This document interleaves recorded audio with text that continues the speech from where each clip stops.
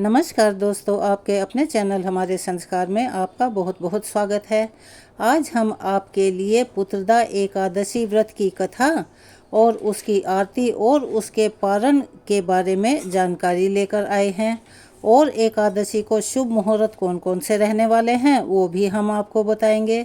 लेकिन उससे पहले अगर आप हमारे चैनल पर नए हैं और अभी तक आपने चैनल को सब्सक्राइब नहीं किया है तो आप सभी से हाथ जोड़कर निवेदन है कि प्लीज़ हमारे चैनल को सब्सक्राइब करें, वीडियो को लाइक करें, ज़्यादा से ज़्यादा शेयर करें ताकि इन कथाओं के श्रवण का लाभ और लोगों को भी मिल सके। बेल आइकन को दबाना ना भूलें ताकि हमारी आगे आने वाली सभी वीडियो की जानकारी आपको नोटिफिकेशन के जरिए मिल जाया करे। परमपिता परमेश्वर की कृपा आप पर और आपके परिवार पर हमेशा बनी रहे, घर में सुख समृद्धि बनी रहे, अन्न धन के भंडार भरे रहें। तो चलिए एक बार मेरे साथ बोलिए, ओम नमो भगवते वासुदेवाय नमः। हर हर महादेव। पुत्रदा एकादशी का व्रत साल भर में 2 बार आता है, एक पौष मास शुक्ल पक्ष के दिन और दूसरा श्रावण मास शुक्ल पक्ष के दिन पुत्रदा एकादशी का व्रत धारण किया जाता है। यह व्रत सभी प्रकार के पापों को नष्ट करने वाला होता है। पद्म पुराण के अनुसार सांसारिक सुखों की प्राप्ति के लिए और पुत्र की इच्छा के लिए पुत्रदा एकादशी व्रत को अति पुण्यदायी और फलदायी माना गया है। संतानहीन और पुत्रहीन दंपतियों के लिए यह व्रत बेहद खास होता है।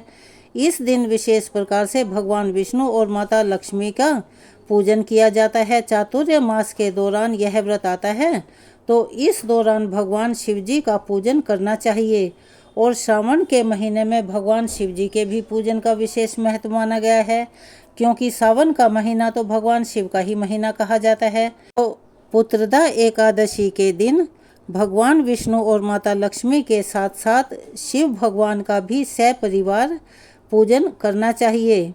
ब्रह्मा, विष्णु और महेश इस व्रत में तीनों की ही पूजा अर्चना की जाती है। जो भी भक्त सच्ची श्रद्धा के साथ नियम के अनुसार निष्ठा, श्रद्धा और सत्यता को कायम रखते हुए पुत्रदा एकादशी का व्रत धारण करते हैं तो इस व्रत के प्रभाव से व्यक्ति के सभी प्रकार के पाप और ताप नष्ट हो जाते हैं। जब व्यक्ति के पाप और ताप नष्ट होते हैं तभी उनके द्वारा किए हुए पुण्य उदित होते हैं, उसके बाद ही सांसारिक सुखों की प्राप्ति होती है। तो यह व्रत घोर से घोर पापों को भी नष्ट करने की शक्ति रखता है। निसंतान दंपतियों को भगवान विष्णु की कृपा से संतान प्राप्त होती है। श्रावण मास शुक्ल पक्ष की एकादशी को पुत्रदा एकादशी और पवित्रा एकादशी के नाम से जाना जाता है। पुत्रदा एकादशी के व्रत में इस दिन भगवान का जो गंध, पुष्प, धूप, दीप आदि से पूजन करके विशेष प्रकार से गुड़ और साबुत धनिये से भगवान की पूजा अवश्य ही करनी चाहिए और गुरु का प्रसाद भी ग्रहण करना चाहिए। श्रावण मास शुक्ल पक्ष की एकादशी तिथि प्रारंभ होगी जो कि 15 अगस्त 2024 दिन गुरुवार सुबह 10:29 पर और एकादशी तिथि की समाप्ति 16 अगस्त 2024 दिन शुक्रवार सुबह 9:40 पर होगी। तो इस प्रकार उदया तिथि के अनुसार 16 अगस्त को सभी भक्त व्रत को धारण करेंगे और व्रत का जो पारण है वह हरिवासर समाप्त होने के बाद ही करना चाहिए। हरिवासर का समय द्वादशी तिथि का पहला चौथाई हिस्सा माना जाता है, उसे हरिवासर के नाम से जानते हैं। तो हरिवासर के समय को छोड़कर व्रत का पारण करना चाहिए। द्वादशी तिथि की जो समाप्ति है वह 17 अगस्त 2024 दिन शनिवार को सुबह 8:07 पर द्वादशी तिथि समाप्त हो जाएगी। तो सभी भक्तजनों से निवेदन है कि अपने व्रत का पारण 17 अगस्त को करेंगे। शनिवार के दिन इस दिन पारण का जो समय रहेगा वह सुबह 5:51 से सुबह 8:05 तक सभी लोग अपने व्रत का पारण कर लें। पुत्रदा एकादशी व्रत का पारण जो कि दूर्वा दलेन पारण यानी कि दूर्वा दल से व्रत का पारण किया जाता है, यह संभव ना हो पाए तो आप जल, फल या तुलसी दल से व्रत का पारण कर सकते हैं। एकादशी तिथि के 16 अगस्त को ब्रह्म मुहूर्त का समय सुबह 4:22 से 5:05 तक होगा। सूर्योदय का समय सुबह 5:32 और सूर्यास्त शाम को 6:32 पर होगा। राहुकाल का समय 16 अगस्त को सुबह 10:24 से दोपहर 12:02 तक रहेगा और 17 अगस्त को राहुकाल का समय सुबह 8:47 से सुबह 10:25 तक होगा। राहुकाल के समय कोई भी शुभ कार्य और नया कार्य नहीं किया जाता, क्योंकि इस मुहूर्त को बहुत ही अशुभ मानते हैं। इस बात का विशेष ध्यान रखें। तो आइए अब सुनते हैं पुत्रदा एकादशी व्रत की कथा। कथा शुरू करने से एक बार मेरे साथ प्यार से बोलिए, भगवान विष्णु की जय, माता लक्ष्मी की जय, सभी देवी देवताओं की जय। बहुत समय पहले की बात है, एक बार युधिष्ठिर ने भगवान श्री कृष्ण से कहा कि हे केशव, श्रावण मास के शुक्ल पक्ष की एकादशी का क्या नाम है और इसका क्या महात्म्य है? कृपा करके आप मुझसे कहिए। श्री कृष्ण जी बोले कि हे राजन, अब आप ध्यानपूर्वक सुनो। इसकी कथा द्वापर युग में राजा महिजीत, जो कि महिष्मती नगरी में राज्य करता था, परंतु पुत्र न होने के कारण वह बहुत दुखी रहता था और पुत्र प्राप्ति के लिए अनेक प्रकार के प्रयत्नों को कर चुका था। अनेक प्रकार की चेष्टाएं करने पर भी उसको आनंद देने वाला पुत्र रत्न प्राप्त नहीं हुआ था। तो राजा ने अपनी वृद्धावस्था को देखकर एक दिन अपनी सभा में अत्यंत ही चिंतित होकर प्रजागणों को संबोधित करके कहा कि हे प्रजागणों, मैंने इस जन्म में जहाँ तक मुझे ध्यान आता है, मैंने कोई पाप कार्य नहीं किया और ना ही प्रजा से अत्याचार पूर्ण कभी व्यवहार किया। अपने अर्थकोश में ना ही उन्हें दुखी करके धन संचित किया है, ना किसी की धरोहर का हरण किया है, बल्कि अपनी प्रजा का पालन अपने पुत्र के समान कर रहा हूँ। धर्म कार्य के द्वारा पृथ्वी को भी अपने वश में कर रखा है, अत्यंत दुष्ट कार्य करने वालों को दंडित किया है और अशिष्ट शत्रुओं के साथ भी मैंने उत्तम व्यवहार किया है। परंतु नामालूम किस अज्ञात कारण के विषय से मुझे पुत्र रत्न की प्राप्ति नहीं हुई।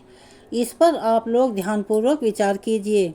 इस प्रकार राजा के ऐसे वचनों को सुनकर प्रजागण और पुरोहित जन आपस में सम्मति करके राजा के कल्याण के निमित्त वन में गए और मुनियों के आश्रमों को ढूंढते हुए इधर उधर वन में भ्रमण करने लगे। उसी वन में उन्होंने अत्यंत ही घोर तपस्या करते हुए निराहार जीतात्मा जीत क्रोध महात्मा लोमश मुनि का दर्शन किया, जो कि सर्वधर्म तत्ववेता एवं सर्व शास्त्र पारंगत दीर्घायु थे, जिनके की कल्प के अंत में केवल लोम ही गिरते थे। इसी कारण से उनका नाम लोमहर्ष पड़ गया था।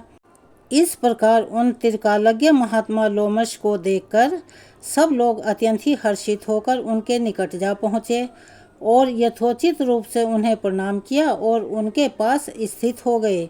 लोमश मुनि ने उन सब लोगों को देखकर यह प्रश्न किया कि आप लोग यहाँ पर किस कारण से आए हो और यहाँ पर क्यों स्थित हो गए हो? तब सब मुनियों ने कहा कि हे महाराज, हम सब लोग अपने कष्ट से निवृत्त होने के लिए आपके शुभ स्थान पर आए हैं। वह कष्ट यह है कि हमारा महिजीत नामक जो राजा है वह अत्यंत ही धर्मात्मा है, परंतु वह पुत्रहीन है। इस दुख से उसे अत्यंत ही व्याकुल देखकर आपकी शरण में तपस्या करने के हेतु हम सब एकत्रित हुए हैं। राजा के अहोभाग्य से हम सब लोगों को आपका दर्शन प्राप्त हुआ है, क्योंकि महात्मा एवं मुनियों के दर्शन मात्र से ही मनुष्य के कार्य सिद्ध हो जाते हैं। अस्तु, अब आप हम लोगों के ऊपर कृपा दृष्टि करके इस प्रकार का उपदेश करिए कि जिससे हमारे धर्मात्मा राजा का कार्य सिद्ध होकर उसका कल्याण हो। प्रजाजनों की इस प्रकार बातें सुनकर क्षण भर तक ध्यानमग्न होकर राजा के पूर्व जन्म के वृतांत को समझकर लोमहर्ष ऋषि जी ने कहा, यह राजा पूर्व जन्म में एक अत्यंत ही घोर पापी और महादरिद्र जाति का वैश्य था। अपने व्यवसाय के हेतु इस नगर से उस नगर में और उस नगर से दूसरे नगर में इस प्रकार बार बार भ्रमण किया करता था। एक समय की बात है कि जेठ मास के शुक्ल पक्ष की एकादशी को मध्याह्न काल के समय प्यास से अत्यंत व्याकुल होकर जल के लिए कोई उत्तम स्थान को ढूंढने लगा। संयोगवश उसको एक अत्यंत ही उत्तम और स्वच्छ जलाशय दिखाई दिया। उसको देखते ही जल पीने की इच्छा से वह उसके समीप गया। उसी समय एक कुछ ही दिनों की ब्याई हुई गाय, जो कि अपने बछड़े को साथ लिए हुए उसी जलाशय पर आकर जल पीने लगी। उस समय इस बनिए ने उस जल पीती हुई गाय को हटाकर स्वयं ही जल को पिया। इसी पाप के कारण वह निसंतान है, परंतु कुछ पूर्व जन्म के पुण्य के प्रताप से उसको राज्य की प्राप्ति हुई है। मुनि की ऐसी बातें सुनकर प्रजाजन और पुरोहितों ने कहा कि हे महाराज, हम लोगों ने पुराणों के द्वारा इस प्रकार सुना है कि पुण्य कार्य करने से पाप नष्ट हो जाते हैं। सो आप कृपा करके इस प्रकार पुण्य का उपदेश करिए कि जिससे पाप नष्ट होकर राजा महिजीत को पुत्र उत्पन्न हो। तब लोमश ऋषि ने कहा कि हे मनुष्यों, श्रावण मास के शुक्ल पक्ष की पुत्रदा नामक एकादशी का व्रत तुम सब लोग करो और नियम पूर्वक पूजन इत्यादि करके रात भर जागरण करो तथा उसका जो भी फल है वह अपने राजा को प्रदान करो, तो उस राजा को पुत्र उत्पन्न होगा। इस प्रकार लोमहर्ष ऋषि द्वारा व्रत के विधान और फल को सुनकर सब लोगों को अपार आनंद की प्राप्ति हुई और सब लोग अपने अपने घरों को लौट आए। श्रावण मास जब आया तब सब लोगों ने लोमहर्ष ऋषि के आज्ञानुसार राजा सहित भक्ति और विधान पूर्वक एकादशी का व्रत किया और दूसरे दिन अपना फल उन सब लोगों ने राजा को प्रदान कर दिया।